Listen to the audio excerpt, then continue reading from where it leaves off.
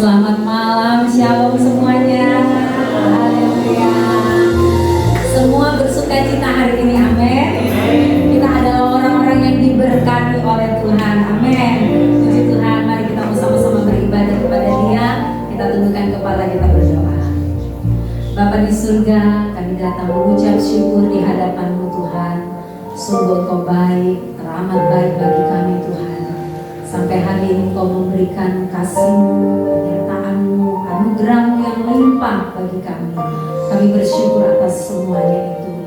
Dan hari ini Tuhan, dengan penuh syukur kami mau datang ke dalam hadirat-Mu. Biarlah kami boleh masuk lebih lagi, dan untuk kami boleh mengenal Engkau lebih dalam lagi Tuhan. Biar hadirat-Mu menguasai setiap hati kami. Biarlah pujian kami juga boleh naik di hadapan-Mu, menjadi persembahan yang Engkau berkenan di atasnya. Terima kasih Bapa, di dalam nama Yesus kami berdoa. Haleluya, amin.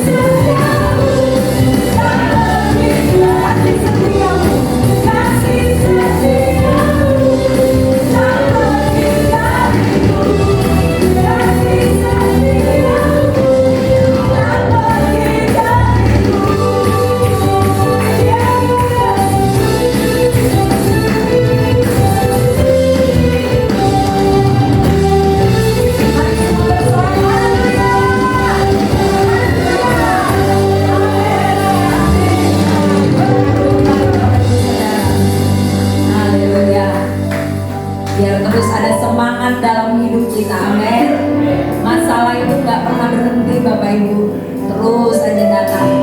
Tapi kalau kita punya kekuatan di dalam Tuhan, kita akan cakap dengan segala perkara. Amin. Serahkan hidupmu kepada Tuhan, maka Dia akan bertindak bagi kau dan saya. Haleluya.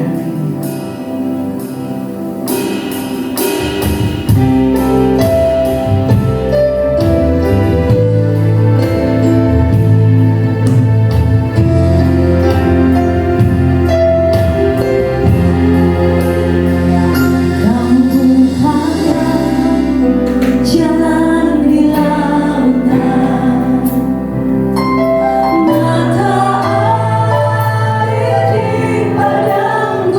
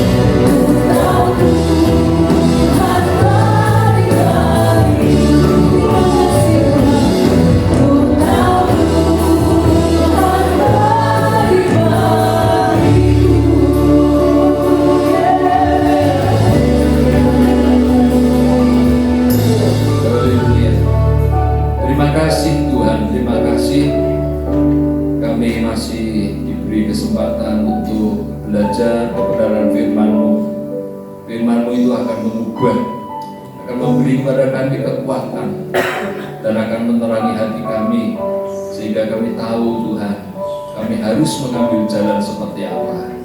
Tuhan Roh Kudus tolong kami, supaya Tuhan hati dan pikiran kami ini tertuju dan fokus kepada kebenaran firman-Mu. Urapi kami semua, urapi Tuhan jemaat-Mu juga. Hanya dalam nama Tuhan kami Yesus Kristus kami sudah berdoa dan ucap syukur. Amin. Ya, silakan.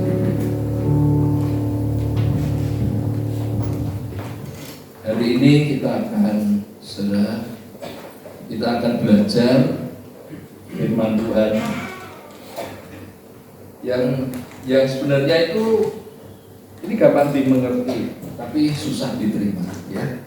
Gampang dimengerti tapi susah diterima. Ya, kita pelan-pelan, saudara. Ini judulnya itu persenjatai pikiran dengan penderitaan badani Kristus. Ya, ini saya kurang bagus. Nah, saudara, gambar ini saya ambil mana isi kepala itu adalah Tuhan Yesus, ya saudara. Tapi Tuhan Yesus yang menderita badani, saudaraku, ya. Saudaraku, berapa tahun yang lalu, mungkin lebih daripada 10 tahun, ya, ada seorang ibu itu dia berpikiran, ya saudara. Ini ibu itu saya tahu. Sebab kalau saya jemput anak saya pada waktu kecil sekolah, saya tahu ada ibu itu, gitu, ya, ibu itu. Jadi tapi saya tidak kenal, tapi saya tahu itu. Nah, saudara, dia berpikiran begini: kalau nanti rumahnya dimasuki rampok, ya, dia akan loncat dari lantai 2, saudara. Ini terus di sini, ya saudara. Nah, satu saat betul-betul rumahnya kerampokan. Ibu ini loncat dari lantai 2, saudara. Apa yang terjadi? Lumpuh dia. Sekarang lumpuh, saudara. Itu terjadi mungkin di atas 10 tahun yang lalu begitu, saudara. Ya. Jadi setiap hari kepikiran dia, kalau ada rampok, rumahnya di atas, ya, di daerah Candi sana. Kalau ada entah Candi atau Papandayan, saya lupa, pokoknya kemarin atas gitu.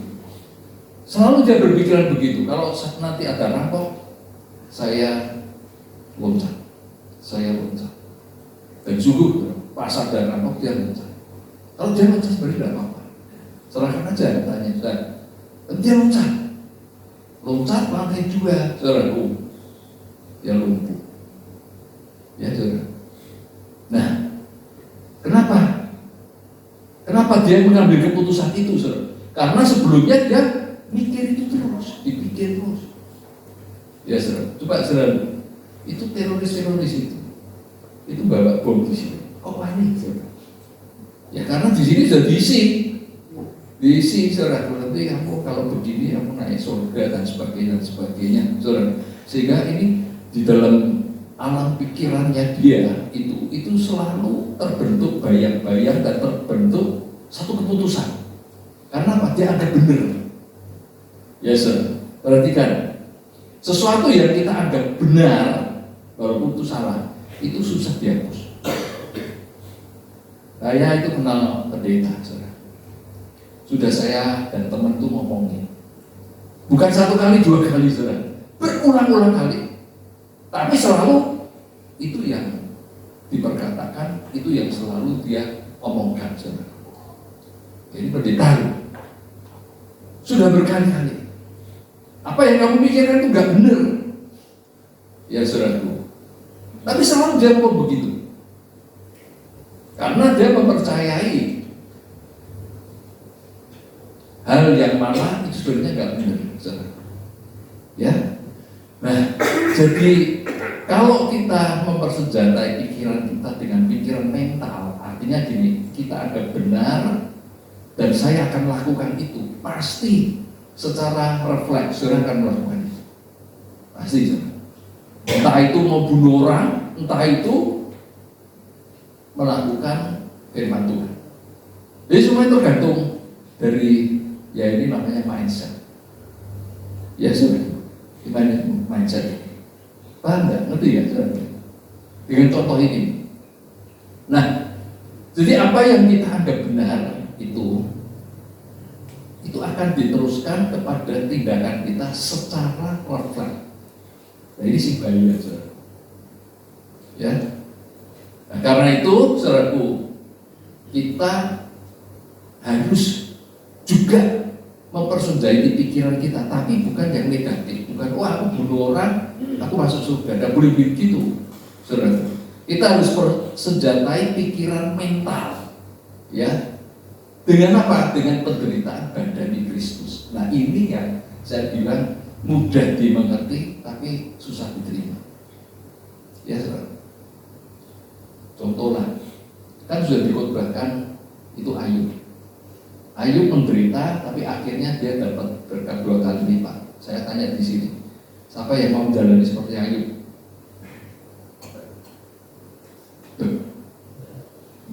Berkatnya 2 kali lipat loh.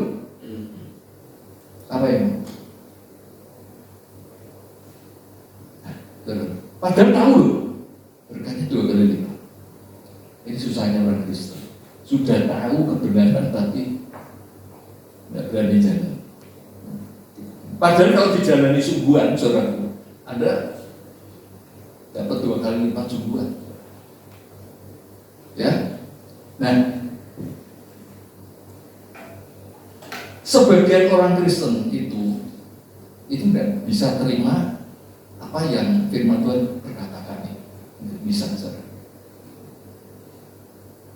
Bahkan gereja saya sendiri pun ini belum tentu mereka mau terima itu, belum tentu. Ya, nah kita akan belajar. Saudara mau terima apa enggak ya nanti itu urusan pribadi. Ya, tentu. Next. Nah, saudara, sebelum ini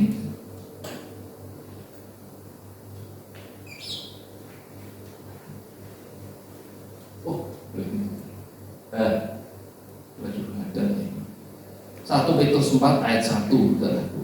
Ya, 1 Petrus 4 ayat 1, firman Tuhan bilang begini. Jadi, karena Kristus telah menderita penderitaan badani, kamu pun harus juga mempersenjatai dirimu dengan pikiran yang demikian. Nah, itu pikiran mental. Pikiran yang kita anggap sesuatu benar, dan kemudian itu diakhiri dengan tindakan. Dan itu refleks. Ya, saudara, refleks. Juga mempersenjatai dirimu dengan penderitaan yang demikian, karena barang siapa telah menderita penderitaan badani, ia telah berhenti berbuat dosa. Ya, saudara. Kenapa kok disuruh pikiran mental kita ini dipersenjatai, saudaraku, dengan penderitaan badani? Karena kalau orang sudah mempersenjatai itu, Anda berhenti berbuat dosa. Ya, saudara, ini firman Tuhan loh, bukan saya sih ngomong, ini firman Tuhan, saudara. Ya, nah, tapi sayang, gereja-gereja sekarang, bagi hamba Tuhan itu tidak mengungkapkan ini. Yang diungkapkan gini, kamu ikut Tuhan, kamu akan diberi karunia menikmati. Itu yang didengungkan. Ya, saudara. Padahal untuk berhenti berbuat dosa itu, tubuhmu, pikiran ini, saudaraku, ini pikiran ini harus di sini itu terbentuk satu kebenaran. Kalau aku mau berhenti berbuat dosa, maka aku harus memikul sama seperti Yesus menderita badannya. Ya, saudara. Dosa itu yang melakukan apa? Tubuhmu itu. Ini loh. Yang melakukan itu tubuh kita. Ya, saudara. Nah, tubuh kita kalau diarahkan untuk karunia menikmati, saudaraku, apa yang terjadi? Ya pasti tidak mau kan terima caranya menderita. Padahal itu jalan untuk menghentikan dosa. Ya, saudara. Supaya waktu yang sisa jangan kamu pergunakan menurut keinginan manusia, tetapi menurut kehendak Allah. Ya saudaraku. Kalau saudara kita mengikuti keinginan manusia, maka itulah dosa. Ya saudara. Jadi dosa itu artinya meleset, meleset. Ya saudara. Nah, keinginan manusia itu selalu meleset daripada keinginan Tuhan. Selalu, saudaraku. Wah, aku mau berbuat baik dah. Dari dirimu sendiri, itu pasti meleset dari kehendak Tuhan. Ya, sebab keinginan manusia itu, keinginan diri kita itu ingin yang nikmat. Ya, ingin yang nikmat, hedon, saudara. Semua lah, saya juga, Anda juga, semua sama. Keinginan manusia itu ingin yang nikmat, hedon. Nah, ini yang membuat manusia terpuruk terus di dalam dosa. Ya. Gimana cara menghentikannya? Itu melalui pikiran. Ya, saudara. Melalui pikiran. Nah, kalau pikiran kita ini tidak dipersenjatai dengan penderitaan badani, Anda itu nggak mungkin melakukan kehendak Tuhan. Nggak mungkin, saudara. Karena yang ada di sini pasti kehendakmu. Padahal untuk berhenti melakukan kehendak Tuhan, itu pikiran mental kita harus dipersenjatai dengan penderitaan badani Kristus itu. Di sini, ya. Ini sebenarnya nggak terlalu susah untuk dimengerti, tapi ngelakon ini itu susah diterima. Ya, saudara. Tapi sebenarnya itu jalan untuk menghentikan dosa itu di sana jalannya.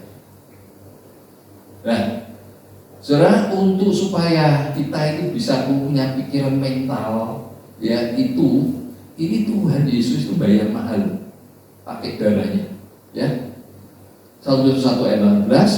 Sebab kamu tahu bahwa kamu telah ditebus dari cara hidupmu yang sia-sia yang kamu warisi dari nenek moyangmu itu. Cara hidup, saudara. Bukan dengan barang yang panah, bukan dengan perak atau emas, melainkan dengan darah yang mahal, yaitu darah Kristus yang sama seperti darah anak domba yang tak bernoda dan tak bercacat. Jadi harus ditebus dulu, baru Anda punya privilege, ya, memasuki untuk mempersenjatai pikiranmu dengan pikiran Kristus. Itu harus ditebus dulu. Orang-orang biasa, aku mau ikuti penderitaan Kristus tanpa melalui penebusan, itu nonsens. Gak bisa. Ya. Karena kalau mengikuti kehendak Tuhan, itu harus melewati namanya penebusan. Ya, saudara. Nah, cara hidup yang baru itu, bila Tuhan tidak berkenan, ya, kamu mau, aku mau seperti itu, tapi Tuhan bilang enggak, itu tidak bisa. Jadi harus melalui namanya redemption atau penebusan. Itu Tuhan Yesus melihat. Kok gampang menulis aku mempersenjatai pikiran mentalmu dari penderitaan Kristus kalau tanpa melalui penebusan itu nggak bisa, saudaraku. Ya, nah, berarti saudaraku, di dalam pola kerajaan Tuhan itu prinsipnya gini, saudara. Kalau Anda menderita karena kerajaan, Anda punya hak penuh. Ya, ini ukurannya apakah kamu menderita karena kerajaan atau enggak? 2 Tesalonika 1 ayat 4 dan 5. Sehingga dalam jemaat-jemaat Allah kami sendiri bermegang tentang kamu karena ketabahanmu dan imanmu dalam segala penganiayaan dan penindasan yang kamu derita. Satu bukti tentang adilnya penghakiman Allah yang menyatakan bahwa kamu layak menjadi warga kerajaan Allah, kamu yang sekarang menderita karena kerajaan itu. Ya, saudara. Jadi kalau kita menderita karena kerajaan, Anda jangan takut. Nanti kalau mati itu Anda punya keyakinan teguh. Karena apa? Sudah punya seluruh istilahnya tiketnya. Tiketnya apa? Menderita Ya saudara. Jadi kalau wah aku percaya saja sama Yesus itu, nanti aku selamat dan sebagainya, saudara, ya itu belum cukup. Ya saudara. Belum cukup. Itu pembuka jalan ya. Tapi jalan selanjutnya itu, nah ini ya menderita karena kerajaan. Ya saudara. Sebab kalau orang menderita karena kerajaan, itu berarti kodratnya itu sudah ditanam, namanya itu kodrat ilahi. Ya saudara. Dan kalau kodrat ilahi sudah ditanam dalam diri kita, itu nggak bisa hilang, nggak bisa hilang, saudara. Dan itulah yang akan dinilai oleh Tuhan. Ya saudara. Ya perhatikan di sini, penting sekali ini. Nah, apa yang harus kita lakukan, saudara? Persenjatai pikiran mental kita ini dengan apa? Ya, 1 Petrus 2 ayat 21, apa yang harus kita masukkan di sini? Sebab untuk itulah kamu dipanggil, karena Kristus pun telah menderita untuk kamu dan telah meninggalkan teladan bagimu, supaya kamu mengikuti jejaknya. Ia tidak berbuat dosa dan tipu tidak ada dalam mulutnya. Saudaraku, setiap hari Anda itu ini dipikirkan, aku hari ini tidak mau berbuat dosa, aku jaga mulutku, aku tidak mau tipu. Ya saudara. Kalau itu kita lakukan terus sampai itu kita anggap sebagai kebenaran, ya. Dan apapun yang aku hadapi, nanti aku hadapi kesulitan ini dan kesulitan itu, tapi tetap aku tidak mau berbuat dosa. Nanti saudara ya, mulutmu itu tidak akan berbuat dosa. Karena sudah apa? Sudah jadi senjatamu. Tapi bila Anda tidak mempersenjatai itu, begitu ada kesulitan, ya saudara, begitu ada tantangan yang berat, Anda pasti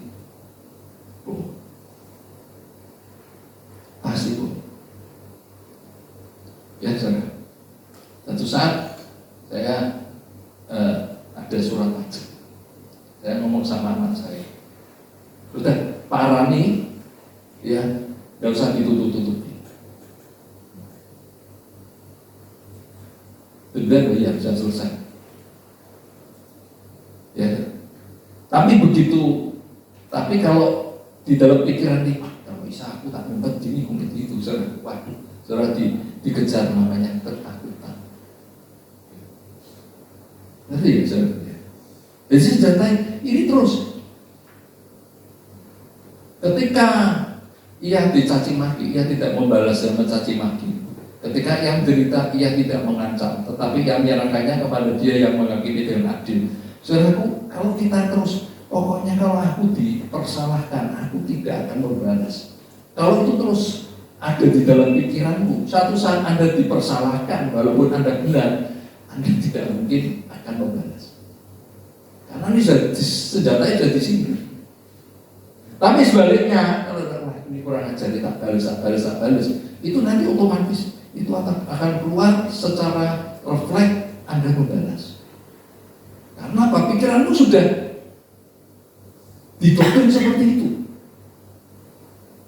Ya, sir. Jadi kita harus senjatai pikiran mental kita itu tidak mau berbuat dosa apapun, ya, apapun. Tidak punya apa-apa, besok tidak makan mati misalnya itu. Tapi kalau senjata pikiran aku tidak mau berbuat dosa, aku tidak mau menipu dan sebagainya, Anda tidak mungkin berani melakukan itu. Karena apa? Itu sudah, saudaraku, ini sudah mendarah daging, itu sudah tinggal di bawah alam sadarmu itu. Ya, teroris saja berani, masang dinamit di dalam dirinya. Karena apa? Ini sudah diracuni. Nah, senjata pikiran mental kita, saudaraku, diantaranya itu harus rela menderita pukulan ketika lawan benar. Kalau Anda berpikir seperti itu, Anda benar disalahkan, Anda tidak akan membela diri. Percayalah.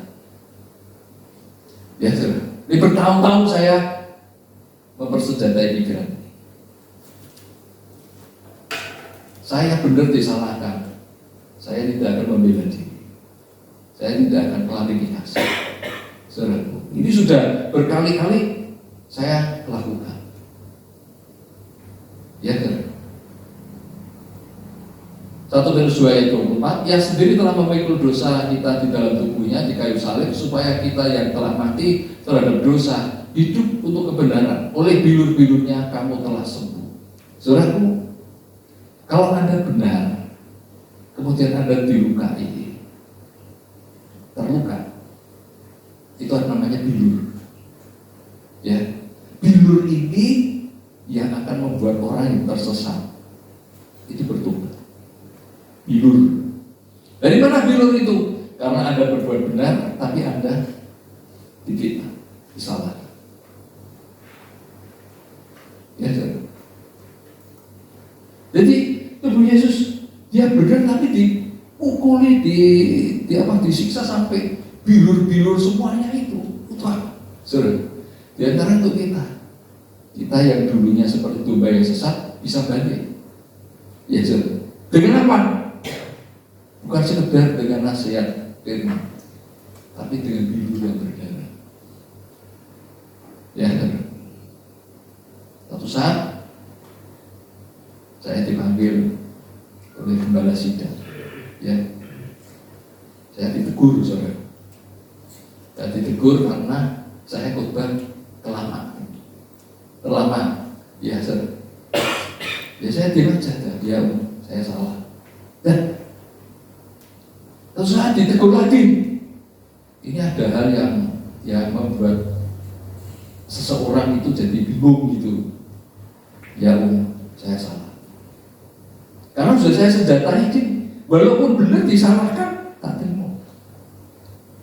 Ya, saudara. Nah, itu penting untuk menyelamatkan orang yang sesat. Ya, saudara. Jadi Anda benar, kemudian Anda dipersalahkan sampai terluka. Saudara, ada saya bilang, aduh, itu anak itu kurang ajar dan sebagainya. Enggak, saudaraku. Itu Tuhan mau pakai Anda punya bilur, bilurmu untuk menyembuhkan kesesatan orang lain. Ngerti nggak, saudara?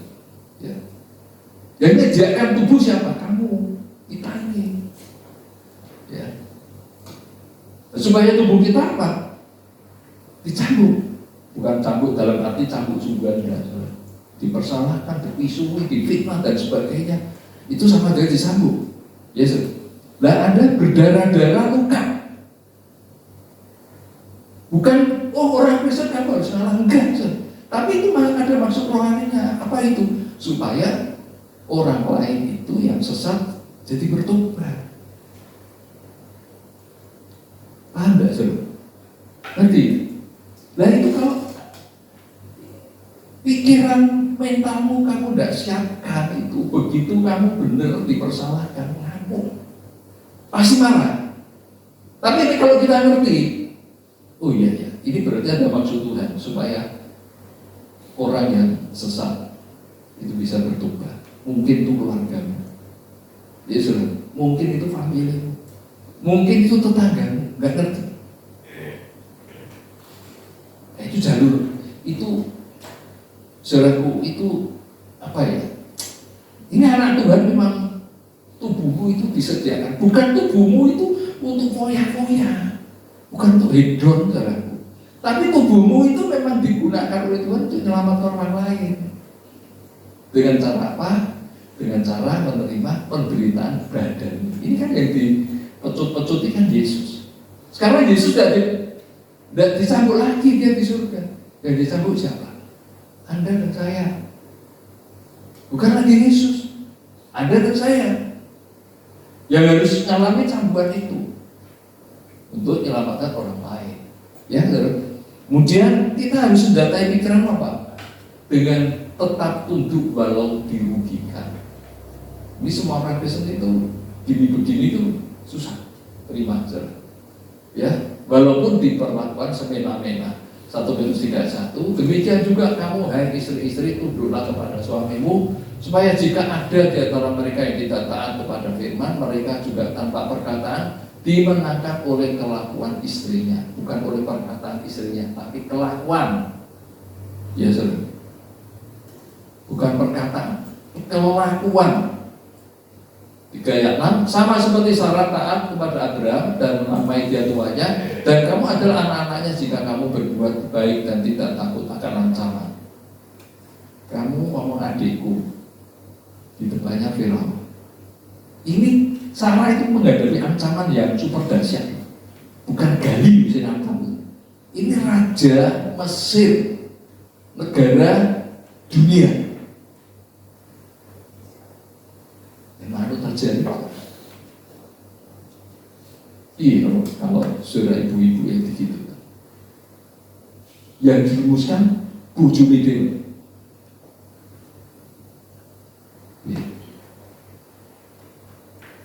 Ini teladan salah. Dia terima. Dia tidak ngaku sama Abraham. Kamu suami yang tidak bertanggung jawab. Mulutnya tidak keluar seperti itu. Ya, saudara. Karena ini sudah disenjatai. Aku tidak takut. Aku punya Tuhan. Ya, saudara. Sehingga waktu dia dihadapkan pada Firaun, tidak ada rasa khawatir. Ya, ibu berani seperti Sarah. Ya, nah,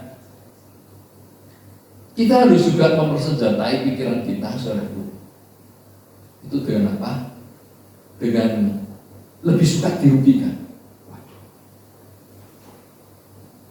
1 Korintus 6 ayat 7, adanya saja perkara di antara kamu yang seorang terhadap yang lain telah merupakan kekalahan bagi kamu.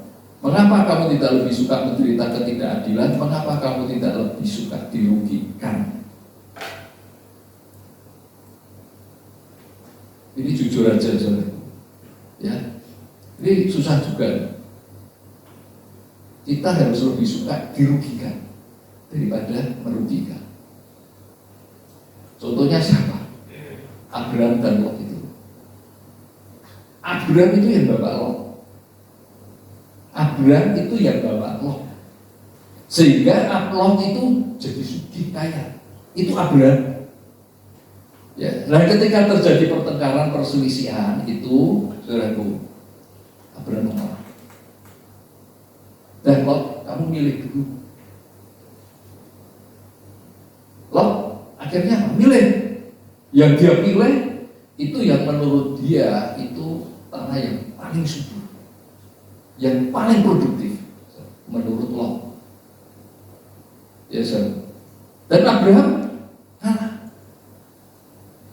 Jadi ciri orang yang punya visi dari Tuhan itu begitu, saudaraku. Kalah dia. Anda dirugikan bagaimana?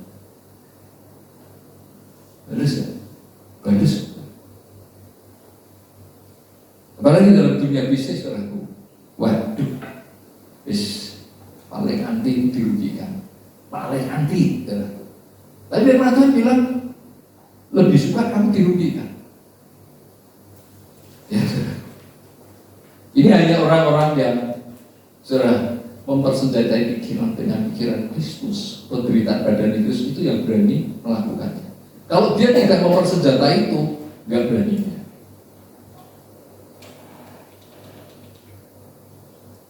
Nah, kita mempersenjatai dengan satu pikiran, saudaraku, ya, bahwa kita ingin meraih harta yang lebih baik. Ibrani 10 ayat 34, memang kamu telah turut mengambil bagian dalam penderitaan orang-orang hukuman, dan ketika harta kamu dirampas, kamu menerima hal itu dengan sukacita, sebab kamu tahu bahwa kamu memiliki harta yang lebih baik, yang lebih menetap sifatnya. Saudaraku, kita orang Kristen itu, kita ini mikirnya harus mikir harta yang surga. Ya, saudara, jangan mikir harta yang dunia. Ya, saudara. Pendeta sekarang di kota-kota besar dan mungkin kota-kota kecil juga, hanya mikirkan yang dunia. Ini jujur aja, saya lihat YouTube aja.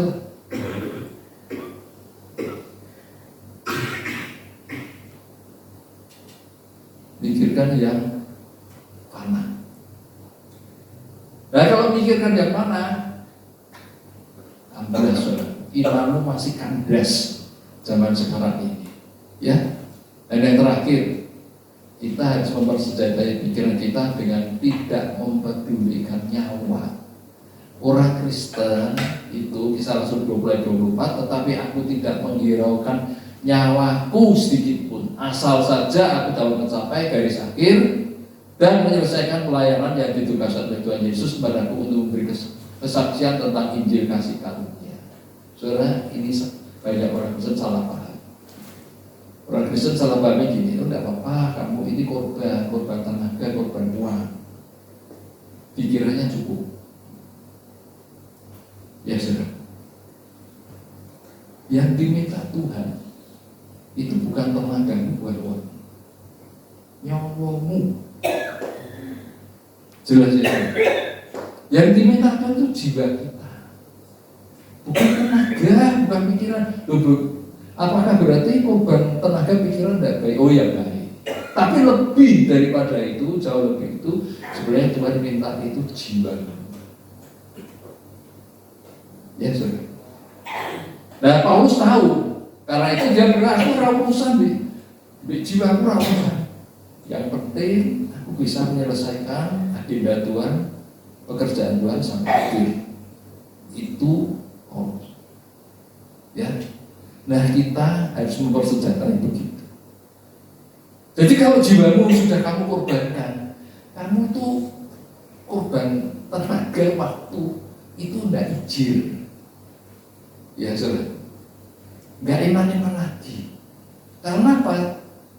Nyawa kita sudah kita berikan kepada Tuhan. Itu orang Kristen itu harusnya begitu. Ya saudara. Cuma kalau ngomong begitu di gereja, saudara, waduh, kok keras banget. Tapi benar permintaannya begitu. Ya saudara. Kasihlah Tuhan dengan apa? Segenap pikiranmu, tenagamu, dan pokoknya segenap. Nah itu sama dengan nyawa kita yang kita kasihkan. Ya, betul. Nah itu hal-hal yang kita persenjatai, ya. Paling tidak kita persenjatai itu. Kalau aku menghadapi kesusahan, aku tetap bersyukur. Nanti kalau sudah menghadapi kesusahan, pasti bersyukur. Ya, ini terakhir kesaksian. Satu saat saya itu istilahnya itu diinspirasi oleh Tuhan. Ya, kalau kamu nanti menghadapi sesuatu yang bahaya, sebut namaku, Tuhan tolong. Itu beberapa hari. Oh ya Tuhan. Dan satu malam istri saya bilang, ini aku udah bisa nafas, motornya saya beli. Iya saja. Bangun tidur, saya dibangunkan karena istri saya itu ada asma, jadi tidak bisa nafas. Apa yang saya lakukan pertama? Yesus tolong. Nah, saya pegang sini. Yesus tolong. Itu keluar. Karena sebelumnya sudah ada di pikiran senjata di sini. Paham saudara? Ya. Jadi saudara persenjatai pikiran-pikiran yang sebenarnya kalau kita bahas dalam Alkitab itu banyak. Jangan berbuat dosa dengan mulutmu. Jangan berbohong. Apapun kepepet, jangan bohong. Nanti kan Anda kepepet, Anda tidak akan bohong. Kalau Anda dimaki, memberkati, otomatis ketika Anda dimaki, berkat Tuhan, ampuni, aku memberkati. Tapi kalau itu tidak ada dalam pikiran itu, Anda dimaki, landas, hilang berkat seluruhnya. Ya, kami berdiri.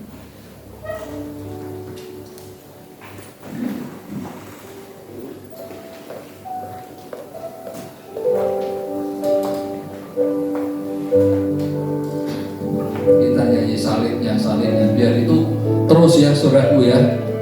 Salib, aku pikul salib, aku pikul salib. Ada apapun juga, aku pikul salib. Mau kelaparan, kekenyangan, ada berkat, tidak ada berkat, pokoknya aku pikul salib. Nah itu terus perkatakan, ya itu nanti jadi pikiran mentalmu, tertanam di dalam hati dan ada di dalam mindset. Saudaraku, nanti akan keluar, mulutmu keluarkan seperti itu, ya saudaraku.